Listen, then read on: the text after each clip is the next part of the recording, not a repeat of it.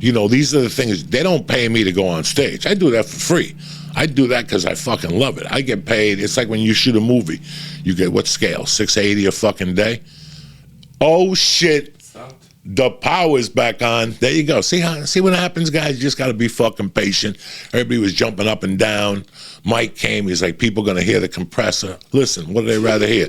The compressor or the podcast on a Monday? This is Monday. This is liberation here. But so much work goes into being a fucking stand-up comic.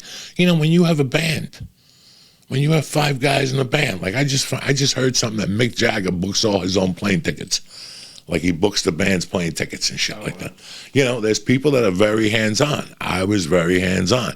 People always said to me, well, you need an assistant. That's what I need, a fucking assistant. I can't have, I couldn't tell somebody what to do.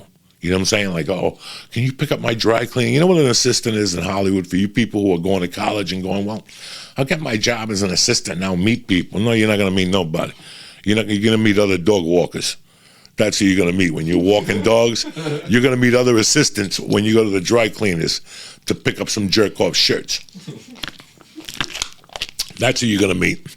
You're going to meet the plumber on a Saturday when he's out of town at a concert and you had plans with your girlfriend, but his pipe's broken. You got to go to his house and call a fucking plumber and wait there like a fucking slave, because that's basically what a fucking assistant is to you. I didn't want somebody I could tell what to do. That does not sound cool to me at all. When people call me and they're like, I'll have my assistant call you, I'm like, I hope he doesn't, because I'm done doing business with you. You know, it's like when a comedian has an assistant. That tells you a lot about that fucking person. I don't want to be around that motherfucking assistant. I got a guy that helps me out, but I don't need a guy getting me fucking water. I don't need a guy walking my dog. I don't need a guy, you know what I'm saying? I wouldn't do that to somebody. That's just fucking cold-blooded shit. But anyway, I don't know what the fuck we were talking about there. It's Monday. We got 6 weeks left in the fucking year. I've had a lot of time to think lately. I've had a lot of time to think about my life. You know, the things I did, what was wrong. On top of that, I'm writing a fucking book, which you get daily reminders of your life. And, you know, now we're past a lot of shit. We're on the chapters where we just meet Terry. We're like on 2003 and stuff like that, you know. I was looking at the outline. She sent me some chapters this weekend, Erica. I love her to death. She's doing a fucking phenomenal job. And she sent me some chapters, and you got to read them, you know. You got to sit there and read them. It takes a while, and I wasn't doing much, so I was just fucking reading the chapters. And I started reading, like, the earlier chapters just to see how it's flowing.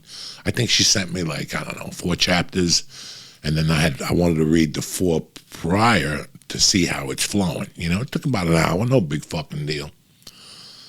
But I got to the chapter about quitting cocaine. And I was reading through it, and I had to stop. Like, I had to stop, take my glasses off, stretch my eyes, and I had to go, what the fuck am I reading? The shit I was reading was something that, yes, I recognized, and yes, I understood it. But it was so real that it brought memories back to me. Like, I was like, what the fuck, you know? Like, I still remember one of my low points on drugs. She didn't even know it. Until this day, she doesn't know it. I had Terry drive me to cop one night. I was so fucking paranoid at 4 in the morning. And I made up some fucking story, and I'm like, Terry, you got to drive me to this guy's house. I got to get weed. I can't drive. I had alcohol in my breath. I was coked out to the max. Thank God it was dark out. You know, she couldn't really, I could catch her staring at me, looking at my face to see what the fuck was going on with this kid. But, you know, she drove me, and when I went inside, it had to be fucking 4:30 in the morning. You know, when I came out, I got in the fucking car, and we drove away. She didn't know, but in the back of my mind, she did know. You know, we went home, she went to bed. I did my junkie shit, and I went to bed, 8 hours later in the daytime or something. And a few days later, she asked me, she goes, why were you in there so long? The cops drove by at one time, and I was like, it just happens when you go in. They were playing a Nintendo game or whatever. I don't know what excuse I told her. But I got to tell you something. I read that chapter the other day. Like, I just read a few paragraphs. and it just kicked me in the stomach. I quit cocaine. I didn't celebrate it this year on the podcast, so we're going to celebrate it now. I quit cocaine November 3rd, 2007. I remember that I started to quit in February 2007. And I still remember saying this to myself. I still remember where I was, how I was sitting. I had the notebook out and I was journaling, and I'm like, I really want to get off coke. In my journal every day, and at that time, I would write the journal, but I would also include weekly goals and daily goals. And I started doing the daily goals because I really wanted to get the coke away from me. So I had to reiterate it every morning. I would get up and write, I want to be healthy. I want to quit doing cocaine. I want to, improve my stand-up, and I want to keep writing. And, everything I wrote, I remember that I would zero in on what, 5 or 6 of the daily goals.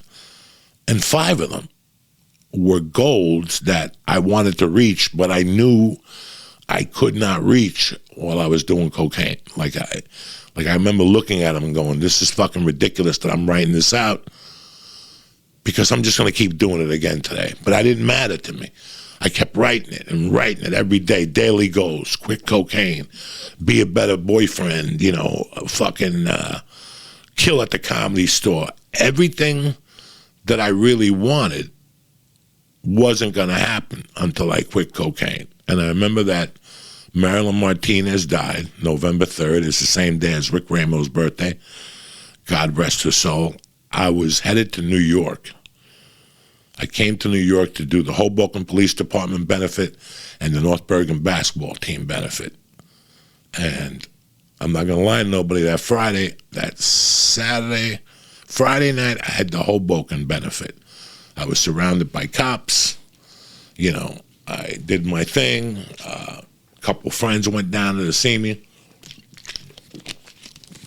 And I remember that I made a promise that weekend. I said, I'm going to go do this thing for the cops. Sorry about that. I'm going to do this thing for the basketball team. And I'm going to really, really, really try not to get high. I was really upset about Marilyn. I wasn't in my hotel room crying or nothing.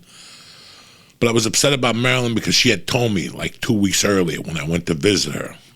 They sent her home to die, And I went to visit her. And she was talking to me about whatever, about comedy, that if she came back to comedy, she wasn't going to curse. I still remember that conversation.